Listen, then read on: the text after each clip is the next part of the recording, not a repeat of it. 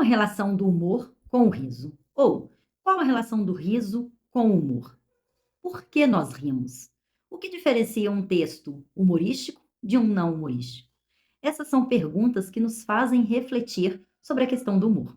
E hoje eu vou falar para vocês sobre essa relação. Vou falar um pouco sobre essa relação complexa que é humor e riso. Eu sou a professora Karine Silveira e os meus estudos sobre humor contemplam humor verbal e não verbal.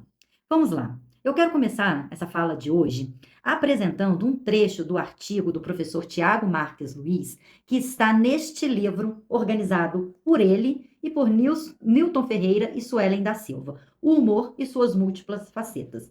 Eu achei bastante interessante a forma como o professor Tiago define o humor. Vejamos.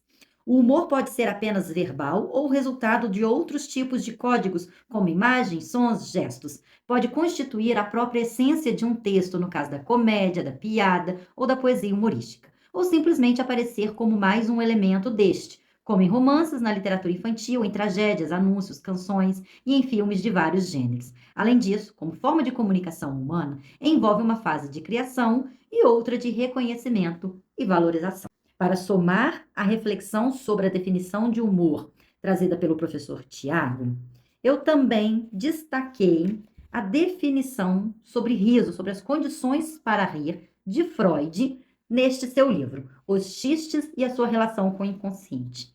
Freud nos diz que a condição mais favorável para a produção do prazer cômico é geralmente uma disposição eufórica em que se está inclinado a rir. E ainda continuo.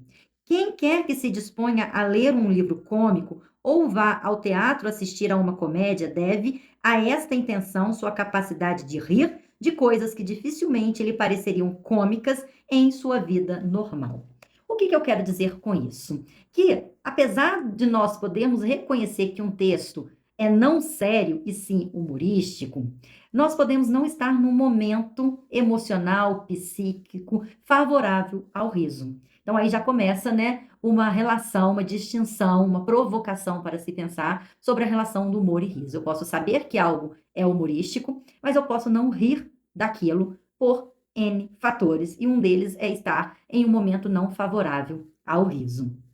Além disso, eu gostaria de falar com vocês sobre a questão do humor verbal e não verbal, que eu estudo, ser constituído assim porque há, segundo os estudos iniciais de Raskin, uma quebra de expectativas ocorridas porque um texto humorístico instaura dois cenários. O cenário confiável, em que eu crio a expectativa de algo que eu projeto que vai acontecer, e o cenário não confiável, que é justamente a surpresa pela quebra da expectativa de eu perceber que fui enganado por aquele texto e assim eu vou rir, porque eu fui surpreendido, porque eu me percebi enganado.